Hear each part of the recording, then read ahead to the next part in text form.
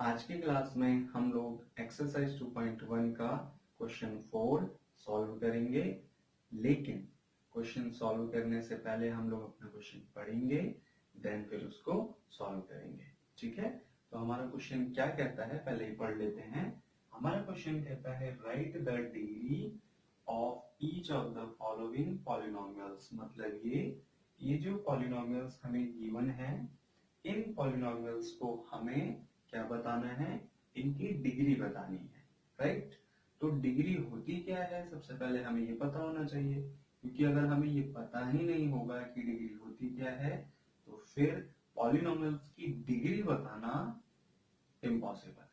Okay, तो degree का मतलब बेसिकली होता है पावर, और वो भी पावर किसकी होनी चाहिए, वेरिएबल वैल्यू की। तो हम लिख सकते हैं power of variable value. Okay, अब वेरिएबल वैल्यू क्या होती है, वेरिएबल वैल्यू होती है ए से लेकर जेड तक कोई भी वैल्यू अगर लिखी जाती है तो उन वैल्यू को ही वेरिएबल वैल्यू बोला जाता है। जैसे x हो गया, y हो गया, z हो गया, ये सब वेरिएबल वैल्यू में आता है। ओके, तो ये ध्यान रखना। जैसे मैं एक वैल्यू लिखता हूं x y z, a b और n।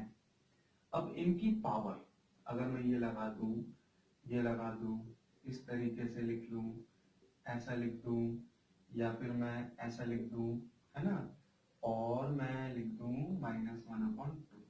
तो ये जितनी भी आप पावर देख रहे हो, ये सारी की सारी पावर हमारी डिग्री होती है। ठीक है, और हमें भी हमारे पॉलिनोमियल में यही चेक करना है कि इन वेरिएबल वैल्यू की डिग्री कितनी है। ठीक है, और ये चीज हमें बतानी है। लेकिन हमें इस बात का भी ध्यान रखना है कि जो भी वेरिएबल होगा वो वेरिएबल की पावर सबसे बड़ी होनी चाहिए। ठीक है, ये नहीं है कि एक पावर 3 है, एक पावर 2 है तो हम दोनों ही लिखते रहे, नहीं, सबसे बड़ी पावर काउंट होती है, ये चीज ध्यान रखना। और छोटी सी है पर ध्यान रखना। ठीक है, सबसे बड़ी पावर। अब हम अपना फर्स्ट क्वेश्चन करते हैं। तो फर्स्ट क्वेश्चन में देखो पॉलिनोमियल है 5x की पावर 3, 4x की पावर 2 और 7x। तो हम क्या देखेंगे, इसकी पावर नहीं देखेंगे, इसकी भी नहीं देखेंगे, हम इसकी देखेंगे। क्यों, क्योंकि किसी भी पॉलिनोमियल की जो सबसे बड़ी पावर है उस पावर से ही पता लगता है कि वो पॉलिनोमियल कौन सी कैटेगरी का है, मोनोमियल है, बाइनोमियल है या ट्राइनोमियल है। इस वजह से उस वेरिएबल की सबसे बड़ी पावर देखी जाती है। ठीक है, तो ध्यान रखना।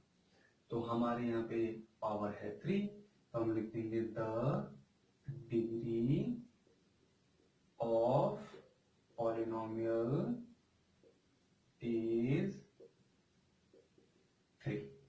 ओके, सबसे बड़ी पावर। वैसे तो छोटी भी लिख सकते थे, बट छोटी कब लिखते हैं, जैसे ये दोनों नहीं होता तो फिर पावर 1 हो जाती, या फिर ये नहीं होता, ये नहीं होता तो पावर 2 हो जाती।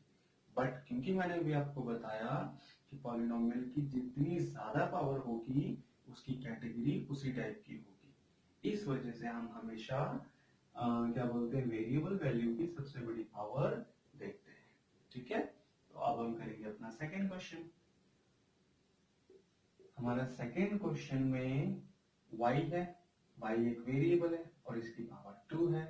तो हम क्या लिखेंगे, the degree of polynomial is 2। ठीक है, अब हम थर्ड क्वेश्चन करते हैं।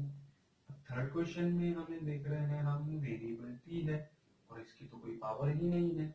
कभी भी वेरिएबल की अगर कोई पावर ना हो तो कंसीडर एज 1। ओके, ध्यान रखना। तो हम यहाँ पे क्या लिख देंगे, the degree of polynomial is t, sorry 1, है ना। और अब आते हैं आखिरी क्वेश्चन पे, बहुत मजेदार क्वेश्चन है। अब देखो यहाँ पे तो वेरिएबल वैल्यू है ही नहीं। अब वेरिएबल वैल्यू नहीं है तो मतलब वेरिएबल की पावर भी नहीं है। अब जब वेरिएबल की वैल्यू नहीं है, सॉरी वेरिएबल वैल्यू नहीं है तो वेरिएबल की पावर भी नहीं है, और जब वेरिएबल की पावर नहीं है तो पावर कितनी हो जाएगी, 0। तो हम क्या लिख देंगे, the degree of polynomial is 0। अब आप कहोगे सर 0 क्यों, 1 क्यों? देखो, आपके जेब में पैसे नहीं है तो आप क्या कहोगे कि मेरे जेब में पैसे नहीं है, मतलब मेरे पास 0 रुपए हैं।